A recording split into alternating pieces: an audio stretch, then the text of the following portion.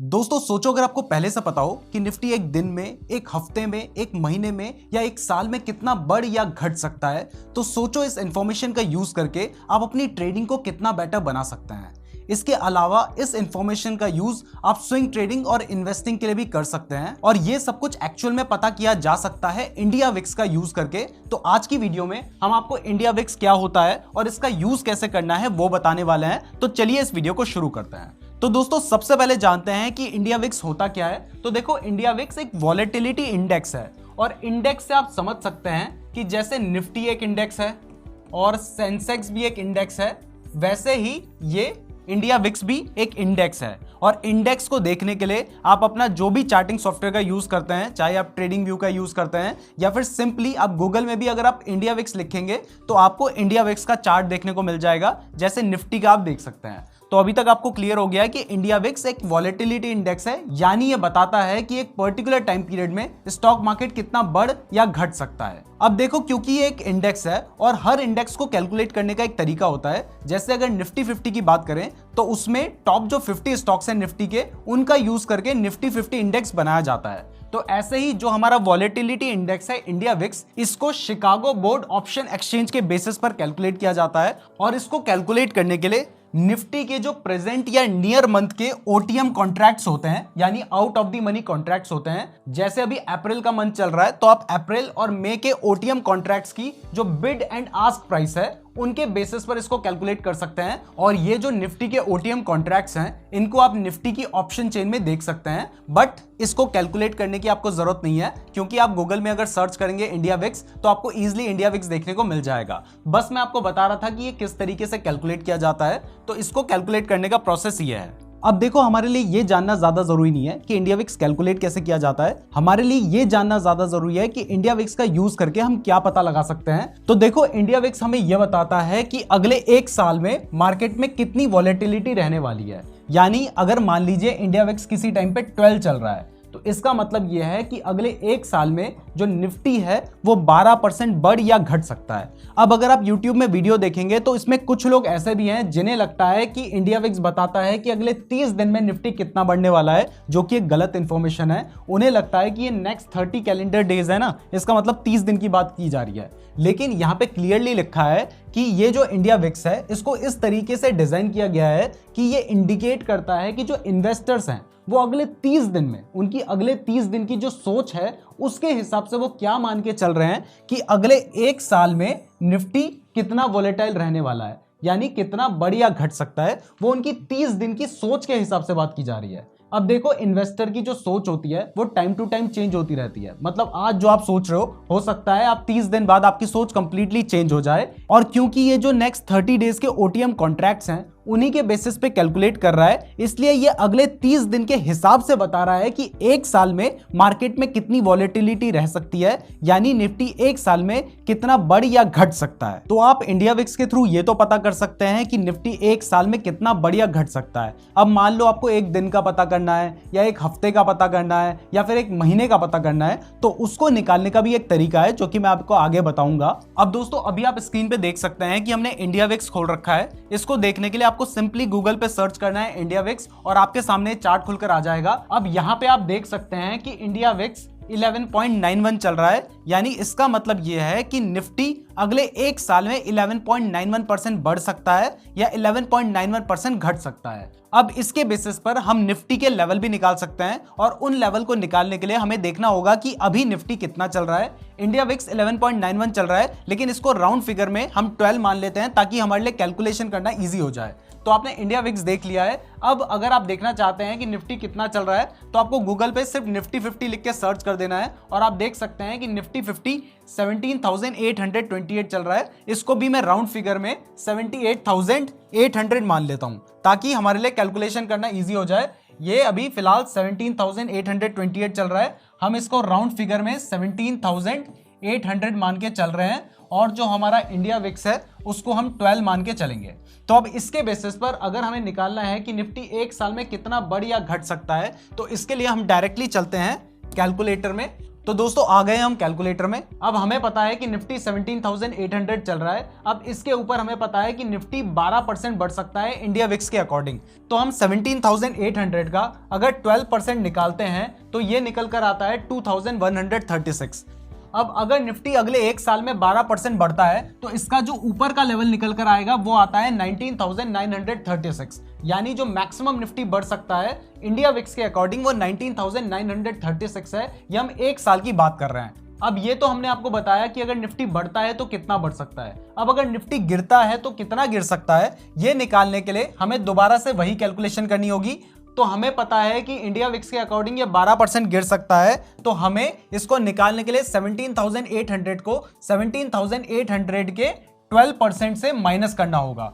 अब हमें यह पता चल चुका है कि निफ्टी एक साल में कितना बढ़िया घट सकता है और उसका लेवल क्या निकल कर आता है। अब अगर हमें यह पता करना है कि निफ्टी एक महीने में कितना बढ़िया घट सकता है तो इसके लिए एक फॉर्मूला का यूज करना होगा और वो फॉर्मूला है VIX divided by square root of time. तो हमें पता है कि विक्स हमारा 12 चल रहा है और टाइम है 1 ईयर का यानी 1।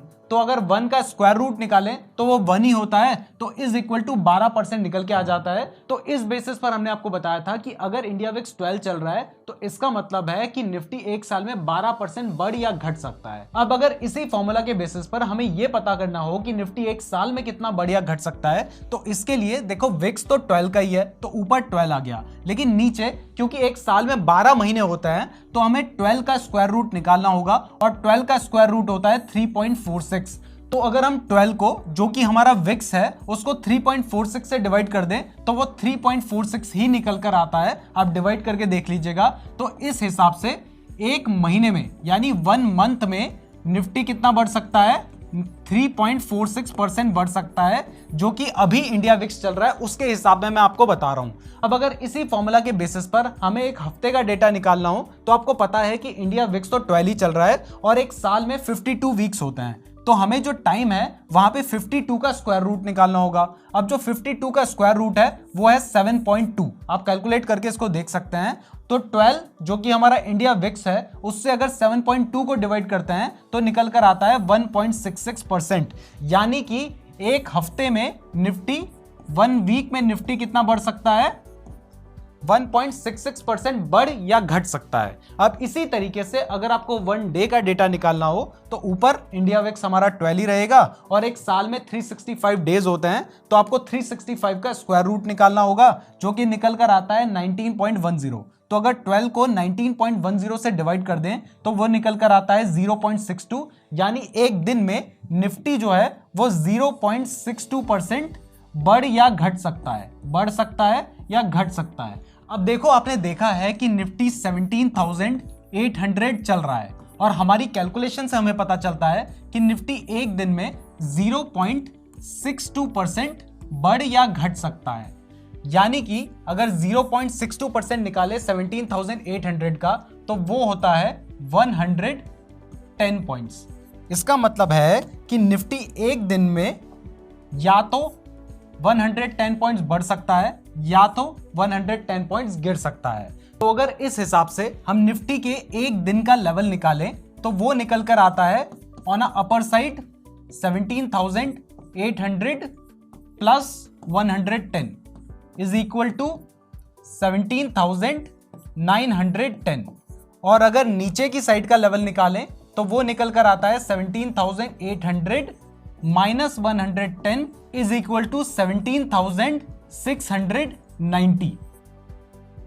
तो इस तरीके से आप निफ्टी के एक दिन के लेवल निकाल सकते हैं। अब देखो ये लेवल आपकी हेल्प कर सकते हैं आपकी ट्रेडिंग को बेटर करने के लिए, बट सिर्फ इन लेवल के बेसिस पर आपको ये डिसाइड नहीं करना है कि आपको कहां पर बाय करना है या फिर कहां पर सेल करना है। अब दोस्तों अभी हमने देखा कि आप इंडिया विक्स का यूज करके निफ्टी के लेवल्स कैसे निकाल सकते हैं, बट इसके अलावा भी इंडिया विक्स के और भी बहुत सारे यूज हैं। जैसे अभी आपको स्क्रीन पे एक तरफ निफ्टी 50 का चार्ट दिखाई दे रहा है और दूसरी तरफ इंडिया विक्स का चार्ट दिखाई दे रहा है। ये निफ्टी 50 का चार्ट है और ये इंडिया विक्स का चार्ट है। अब यहां पर आप देख सकते हैं कि ये जो मार्च से लेकर अप्रैल तक का टाइम था, इस टाइम पर निफ्टी 50 गिरा था। बट अगर सेम आप यहां पे देखेंगे इंडिया विक्स में, इस टाइम पर इंडिया विक्स बढ़ा था और उसके बाद अभी अप्रैल में निफ्टी बढ़ रहा है। आप देख सकते हैं 17,000 से 17,800 तक पहुंच गया है और इस टाइम पर इंडिया विक्स गिर रहा है।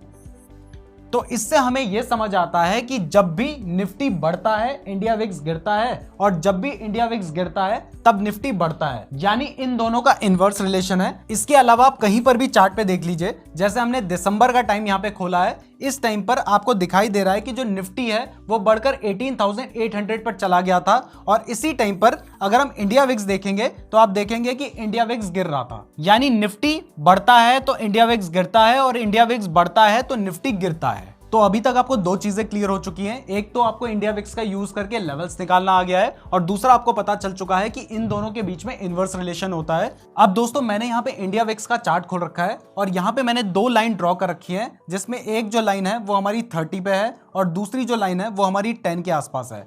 तो यहाँ पे आप देख सकते हैं कि नॉर्मली जो इंडिया विक्स है वो 10 से लेके 30 के बीच में ही रहता है। अगर 10 के आसपास होता है तो वो बहुत लो माना जाता है, और अगर 30 के आसपास आ जाता है तो वो बहुत हाई माना जाता है। बस एक ही जगह आपको यहाँ पे दिखाई दे रहा है जब ये 30 से बहुत ऊपर जाकर इवन 88-89 के आसपास पहुंच गया था। ये वो टाइम था जब कोरोना चल रहा था। तो कोरोना के टाइम पे क्योंकि निफ्टी बहुत नीचे गिरा था, और मैंने आपको बताया कि निफ्टी और इंडिया विक्स का इनवर्स रिलेशन है, तो उस टाइम पर इंडिया विक्स 88 तक लगभग पहुंच गया था। लेकिन जनरली इंडिया विक्स 10 से लेके 30 के बीच में ही रहता है। अब इसमें भी जब विक्स 15 से नीचे आ जाता है तो ये बहुत लो माना जाता है, और लो विक्स का मतलब है कि वॉलेटिलिटी बहुत लो है। तो अगर वॉलेटिलिटी कम होगी तो ऐसे में मार्केट साइडवेज चलेगा, और अगर मार्केट साइडवेज चलेगा तो वो टाइम आपके लिए ट्रेडिंग के लिए अच्छा नहीं होगा।